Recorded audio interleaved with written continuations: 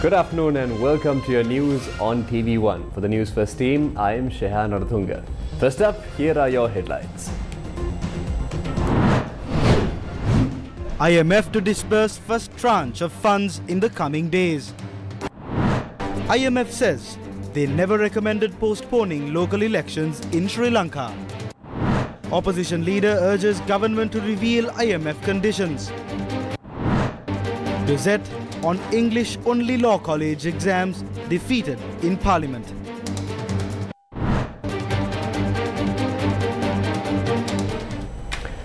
Now first up in news here at home. President Ranil Wickremesinghe said that Sri Lanka will uplift, rather I should say, President Ranil Wickremesinghe said that Sri Lanka will lift import restrictions gradually following the approval given to Sri Lanka's IMF package.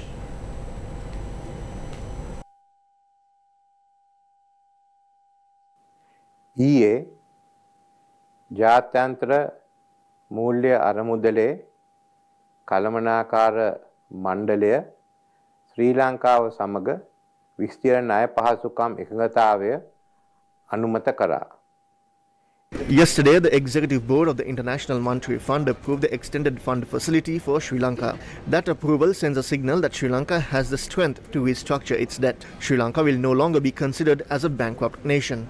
Therefore, we can now commence trading. In addition, our reserves will be developed and thus import restrictions will be lifted gradually. Essential goods, medicines and material required for the tourism sector will be included in the first round of that process. We need to go forward as per this agreement. My duty right now is to thank the countries that supported us in this process, the International Monetary Fund and the World Bank for their assistance. I will make a complete statement on this matter in Parliament on Wednesday and the agreement will also be tabled in Parliament.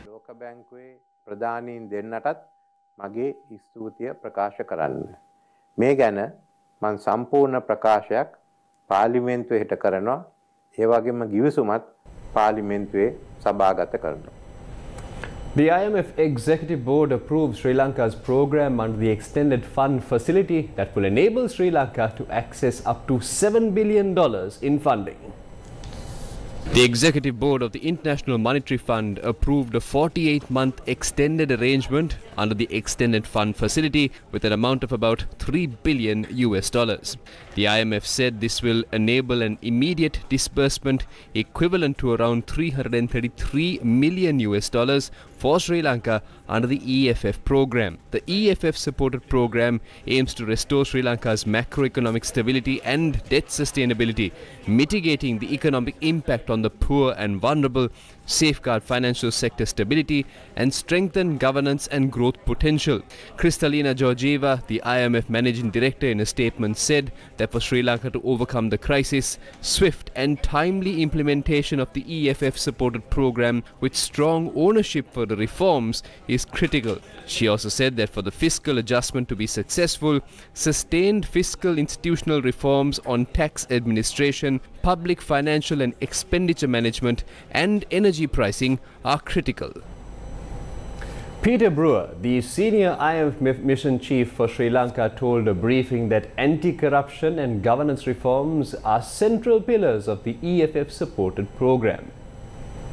Sri Lanka, as you know, has been facing a severe crisis as a result of past policy missteps and economic shocks. We've been deeply concerned about the impact of the crisis on the Sri Lankan people, particularly the poor and the vulnerable groups, and about the economic costs of the delay in the country's access to external financing.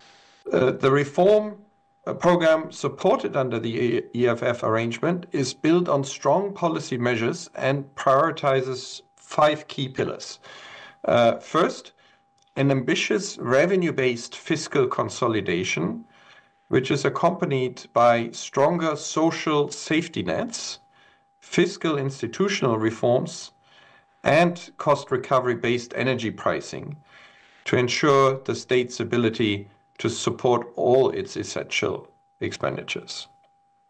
Second, restoration of public debt sustainability, including through a debt restructuring to ensure stable financing of the government's operations. Third, a multi-pronged strategy to restore price stability and rebuild reserves under greater exchange rate flexibility in order to alleviate the burden of inflation, particularly on the poor, and to foster an environment of investment and growth, and to ensure Sri Lanka's ability to purchase essential goods from abroad. Fourth, policies to safeguard financial sector stability to ensure that the financial sector can play its key role in supporting economic growth. And fifth, structural reforms to address corruption vulnerabilities and enhance growth. We emphasize the importance of anti-corruption and governance reforms as a central pillar of the EFF-supported program. They're indispensable to ensure the hard-won gains from the reforms benefit the Sri Lankan people. Have committed to fundamentally improve public financial management and strengthen the anti-corruption legal framework in line with the United Nations Convention Against Corruption. Sri Lanka will be the first country in Asia to undergo a governance diagnostic exercise by the IMF. We very much look forward to further engagement and collaboration with stakeholders and civil society organizations in this critical reform area.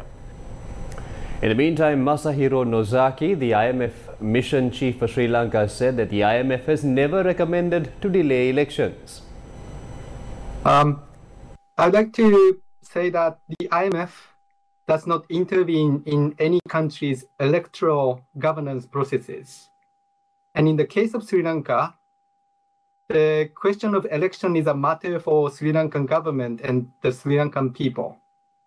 And there has been some speculation about our engagement and influence on elections, but I'd like to clarify that we, IMF, we have never recommended postponing local elections in Sri Lanka. We have never recommended postponing local elections. The IMF also said that Sri Lanka must present a debt restructuring strategy by the end of April 2023 to reach the IMF targets to achieve debt sustainability. The debt stock of Sri Lanka should reach 95% of GDP by 2032. That's the first one. The second one is to have gross financing needs below 13% of GDP between 2027 and 2032 on average. And the third target is to have the central government's annual debt service in foreign currency below 4.5% of GDP in every year between 2027 and 2032. And that's down from more than 9% of GDP in 2022. So Sri Lanka, with the aid of their legal and financial advisors, now needs to present a debt restructuring strategy, and it has committed to do that by the end of April. This strategy it would use to approach its creditors to negotiate restructuring consistent with these targets. Reaching these targets would mean that we would consider the debt sustainable. Now, the IMF says that under the agreement, Sri Lanka must develop a plan for the phased removal of import restrictions and exchange restrictions. This is for the fiscal budget support. The amount dispersed in 2 days, around $303 million worth of SDR, will be available for the government to use. Under the IMF program agreement between us and the authorities will develop a plan for the phased removal of import restrictions, exchange restrictions, and other restrictions related to balance of payment. And that plan is due by June 2023. So this is a plan, but this shows one important implication of IMF-supported program. It allows the country to gradually normalize its balance of payment so that these restrictions can be relaxed gradually over time. And then over time, under the program, Sri Lanka will rebuild its international reserves, so that that will also help normalization of balance of payment transactions. So that leads to resolution of balance of payment problems. The authorities commit to implement flexible exchange rate, meaning that it will allow market to determine the exchange rate, with the intervention restricted to adverse market conditions.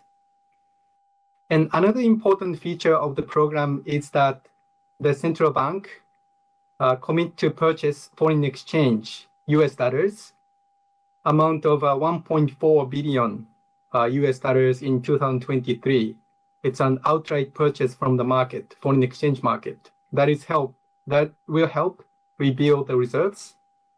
And for that effort, allowing exchange rate flexibility is going to be important. And that is why the exchange rate flexibility is one important pillar of the program. Now, the International Monetary Fund said the program set a minimum spending floor on the social safety net. The IMF statement that was released early this morning speaks about a social security net for the poor and vulnerable. My question to you is, the social security net, are you referring to any budgetary allocations to the IMF disbursement that is coming in?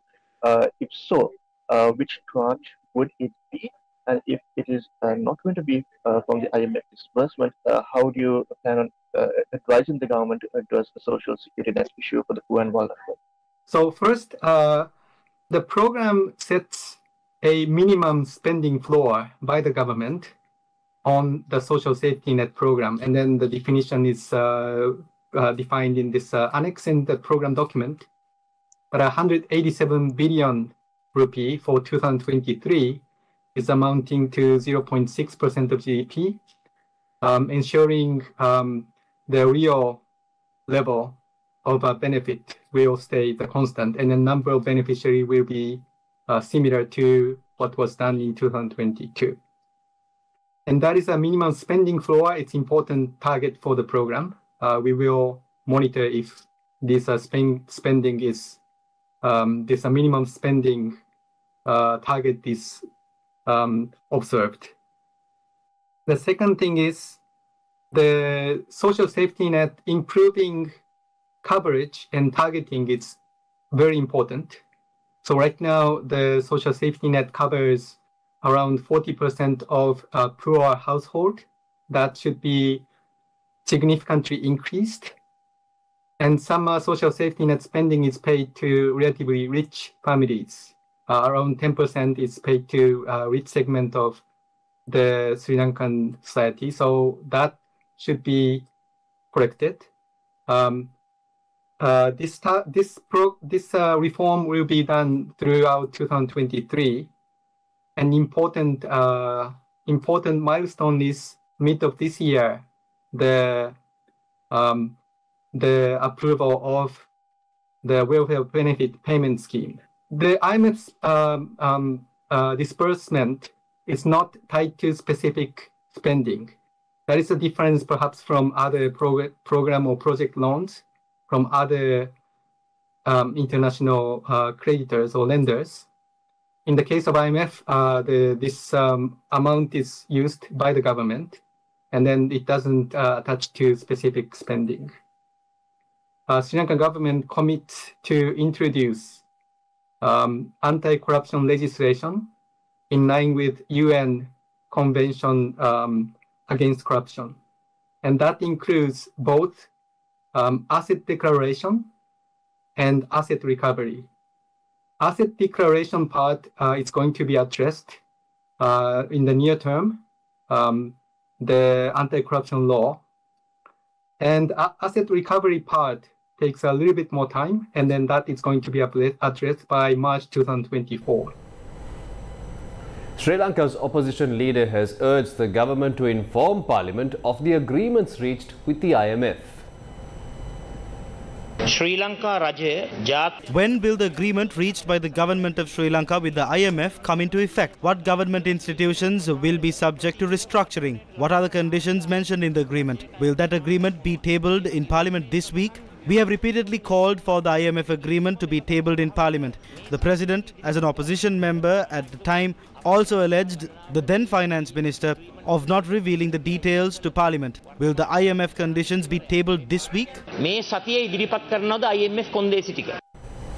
Now, Sri Lanka's cabinet spokesperson, Minister Bandulu Gunawardena, said that details over the IMF facility to Sri Lanka will not be concealed from the public. He said that once the agreement is signed, all details will be presented to the Parliament.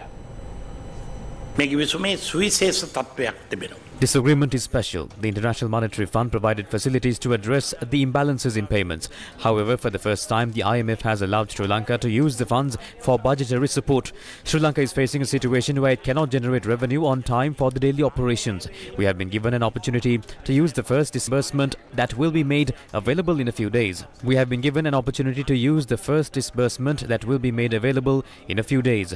This is a victory for the country given the present situation. The President, the Central Bank, the Finance Ministry and all other relevant parties made commitments to uplift the country from the abyss it was falling into. We were a country with no fuel, cooking gas and even fertilizer and were about to face anarchy internally. That would have been the case if we failed to secure the agreement. The people are indeed lucky. The government is prepared to debate this matter with any party.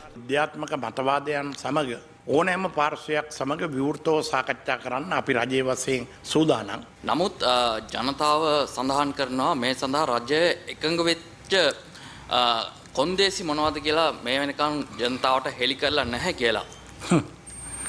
දැන් කිසි දෙයක් ජනතාවගෙන් වසන් ගන්න අවශ්‍ය නැහැ. We will not conceal anything from the people. The President said that all details will be produced to Parliament once the agreement is signed. As per the Constitution, the Parliament has control over the country's finances. The notable factor in this agreement is that the facility will be spread across 48 months and irrespective of who is in power, the program must go ahead. If not, we will not be able to trade internationally. කරන්නම ඕනේ. එසේ නැති වුණොත් අපිට අන්තර්ජාතික වශයෙන් ලෝකයේ එක ගණදිනු කරලා මේ රට පවත්වාගෙන යන්න හැකියාවක් ලැබෙන්නේ නැහැ. නිසයාකාරව අපිට ලැබෙන්නේ $3 මිලියන් 3ක්ද 7ක්ද IMF එකකින්. රටේ ණය ගෙවීම පිළිබඳ එකඟතාවයක් තාම ඇති කරගෙන නැහැ. ණය ප්‍රතිභවගතකරණයේ වැඩපිළිවෙල. We still do not have an agreement on the debt. The discussions on debt restructuring will be carried forward by Clifford Chance and Lazard, the companies that we have obtained services from. We believe that we will be able to access all project funds when the World Bank, Asian Development Bank, International Monetary Fund, bilateral creditors will come together and we will be able to go up to $7 billion.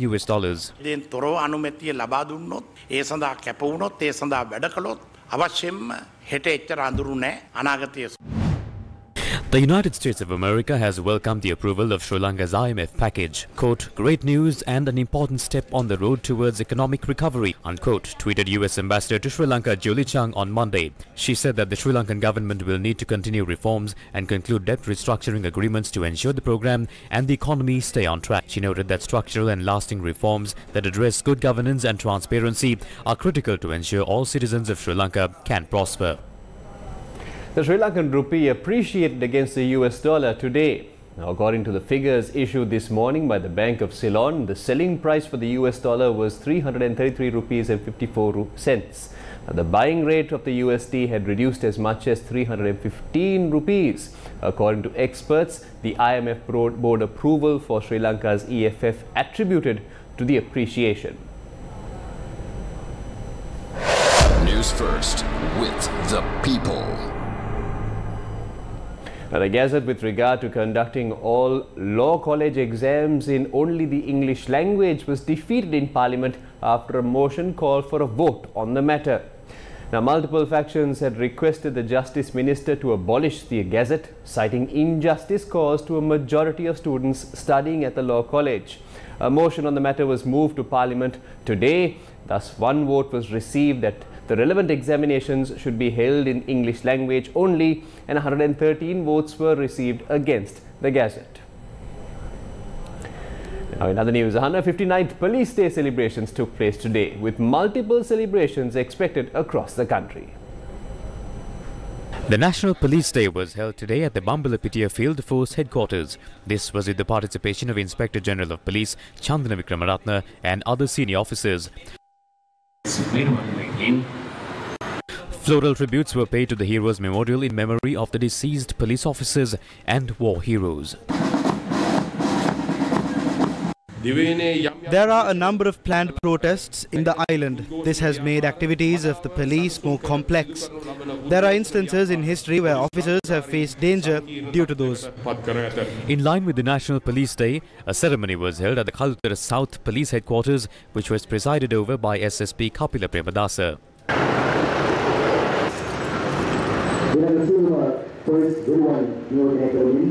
A Police Day celebration was held at the Matara SSP's office as well. This was presided over by the Senior Deputy Inspector General of Police in charge of the Southern Province, Ajit Rohana. Another celebration was also held in Kandy with the presence of Senior DIG Priyantha Vijay Surya.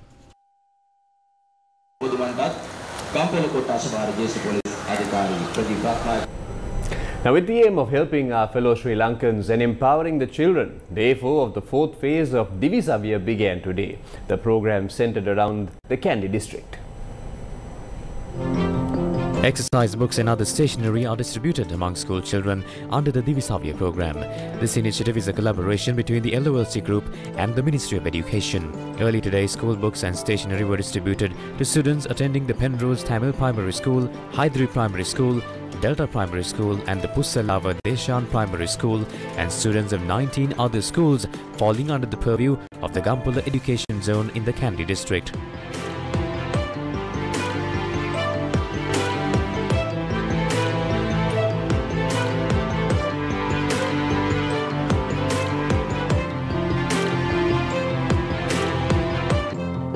Students at the Kalpiti Primary School in Denuwara, Kandy also received new school books and other items as part of the Divisabi program. A bus went up in flames close to the Borolugoda industrial zone in Horana.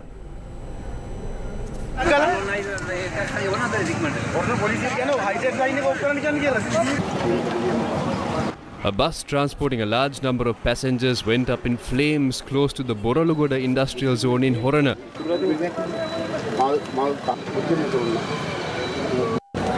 Sri Lanka police said no injuries were reported and suspect a mechanical issue to be the cause for the fire.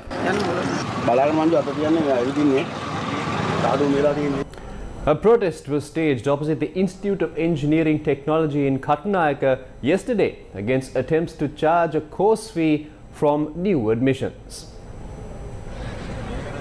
Students who took part in the protest opposite the Institute of Engineering Technology said that for over 30 years, no course fee was charged from the students. They allege that new enrollments to the Institute of Engineering Technology are to be charged for their courses as per a cabinet decision reached in 2022.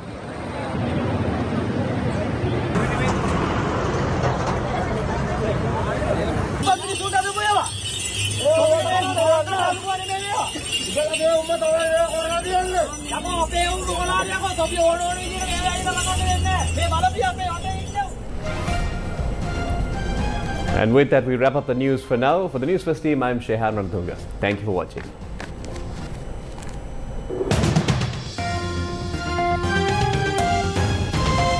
At the KTN, that's the ready.